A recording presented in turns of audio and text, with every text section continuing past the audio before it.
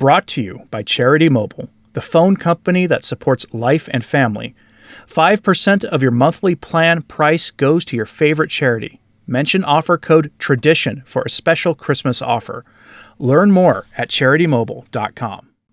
The resistance to Francis's diabolical blessings document continues to grow.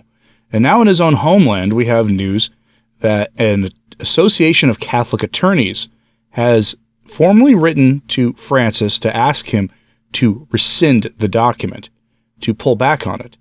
We already know that 1,000 bishops around the world have said no. And there are around 4,000 bishops in the world, give or take, at least last time I checked, probably not counting auxiliary bishops, so it's not an insignificant number of them who have said no. 1,000.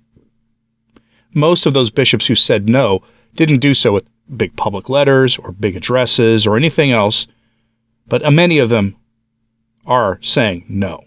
And now you have a group of Catholic lawyers from Francis's own homeland of Argentina saying no. Please, Francis, rescind the document. Here is their statement. Argentinian Catholic Lawyers Corporation petition to the Holy Father for love of the truth and in fidelity to the gospel of our Lord Jesus Christ. The Catholic Lawyers Corporation of the Argentine Republic publicly makes this petition to Francis, requesting the abrogation of Declaration Fiducia Supplicans of the Prefect of the Dicastery for the Doctrine of the Faith. This is due to the grave damage to the faith and to moral customs that its content generates in the people of God through the teaching effect of the law. Given that through the declaration, blessings of couples in irregular situations and of double S couples are permitted, which implies that they are not made to the persons that integrate them individually and separately, but to the couples as such, in spite of maintaining a common life outside of marriage, in an objective situation or close to the grave sins of adultery or sins of the flesh, with the only condition that the couple requests it. Since the document considers these blessings a spiritual good, clerics are obliged to impart them, since, quote, the laity, like all the Christian faithful, have the right to receive abundantly from the sacred pastors the help of the spiritual goods of the church, and because, according to the declaration, quote, neither should the church's closeness to every situation in which God's help is requested through a simple blessing be impeded or forbidden. This makes it clear that the new practice is introduced by means of an act of authority, whose substance is that of being a true legal provision, because it has a force of obligation, and as such becomes part of the law of the church, suppressing the previous rules, which, based on immutable doctrine that such relationships are outside the law of God and cannot be favored in any way, prohibited such blessings, which has been recently ratified in the same pontificate.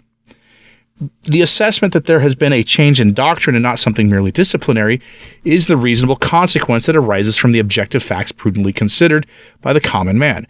In fact, suffice it to point out that the dictionary of the Spanish Royal Academy defines the term blessing in its different meanings as 1. Consecration, sanctification, or sacralization, 2. Consent, approval, assent, favor, grace, or congratulation, 3. Blessing from God, or 4. Nuptial blessings.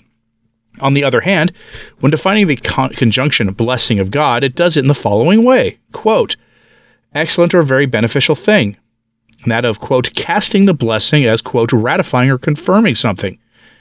This perception is not avoided by only declaring the document the intention to keep firm to that one by means of complex or subtle grounds, unacceptable for experts and scandalous for people of simple faith before the evident contradictory message of separating the law from the doctrine that essentially founds them. As a consequence, there will be an actual impossibility of distinguishing between the goodness and sanctity of a relationship founded on holy matrimony from the intrinsic malice of the sins that are caused in these other relationships, by reason of the right of couples to demand the blessing, the obligation imposed on clerics to impart it, and the duty of bishops to favor them. On the other hand, the assessment that this doctrinal change has taken place has been pointed out by influential media worldwide, a circumstance that will have harmful consequences on the civil legislation that governs societies. The laws of the church must be clear in order to serve as a model for them. The situation created by the declaration is particularly serious with regards to children and adolescents, who are scandalized because at that stage of growth they are exposed and defenseless to be subject to harm from these things, with the vivid examples of blessed couples, of falling in their youth into the false doctrines that promote divorce, free love, and those that exalt the practice of the James Martin sin, intrinsically disordered and contrary to the natural law, and promote the ideology of the flesh, even in children themselves. They are forcefully promoted by states through iniquitous laws that oppress the faithful. To the extent that the Declaration has the approval of the highest authority of the Church, the assessment and the judgment of the state authorities of the existence of a doctrinal change affects the seriousness of the grounds on which the right to conscientious objection is exercised before them. It also plays down the fulfillment of the ideals of Catholic institutions, especially educational and health institutions, severely attacked at present, because it is under the conditions of the positive laws in force in modern society, through the exercise of their right to religious freedom contained in those rules, that citizens and institutions resist to the civil sphere in order to not be part, through formal or material cooperation, of acts or situations contrary to the precepts of religion and morality, which those laws oblige them to carry out. For the same reason, the right of parents to educate their children according to their moral and religious convictions, recognized by civil laws and international treaties, such as the Conventions on the Rights of the Child, the American Convention on Human Rights, and the additional protocol to the Convention for the Protection of Human Rights and Fundamental Freedoms to the European Convention on Human Rights, is also clearly restricted. Indeed, this right includes mainly the right to prevent their children or wards from being instructed in what the parents or guardians deem harmful and detrimental for being contrary to them, which requires the demonstration that the concrete and specific contents of the teaching affect their spiritual, moral, physical, social, or emotional well-being. It is a minimum requirement that the law does not cause harm. This is not accepted for the purpose of satisfying some aspect of an alleged particular good, because it would be used to justify for the sake of the end the use of an intrinsically evil means. The Declaration Fiducia Supplicans, in its essential part, results in a necessary harmful effect for the common good of society and the Church.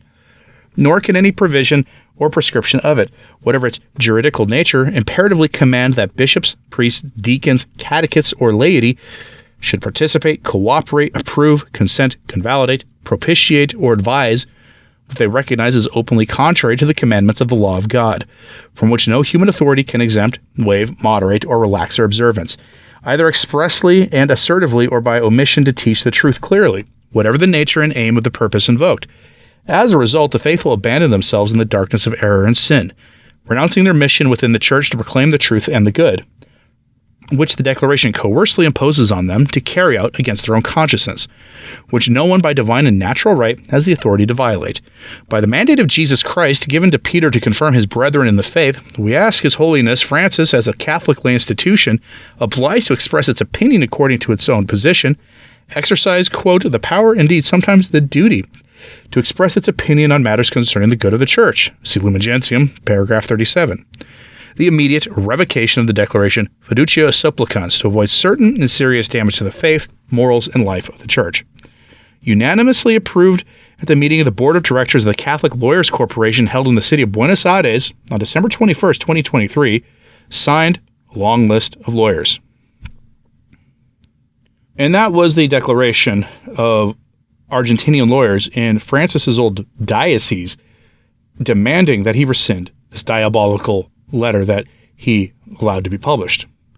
A letter that we know he signed personally in a way that's unusual for rulings from the DDF in a meeting with Fernandez the day before it was issued. We know because Fernandez himself published the itinerary of his own meeting with Francis, just to show that Francis did approve this document. I don't know if much will come from this. As much as anybody else, I would hope that something does come from this, that we do see a change in the policy position of the Vatican, but we shall see. Curious what you think about this, so let me know in the comments, please. Hit like and subscribe if you haven't. It does help, so just sharing this on social media, that helps too. If you want to read this for yourself, I'll have it linked today in the show notes at returntotradition.org. And as always, pray for the Church. I'm Anthony Stine. Ave Maria.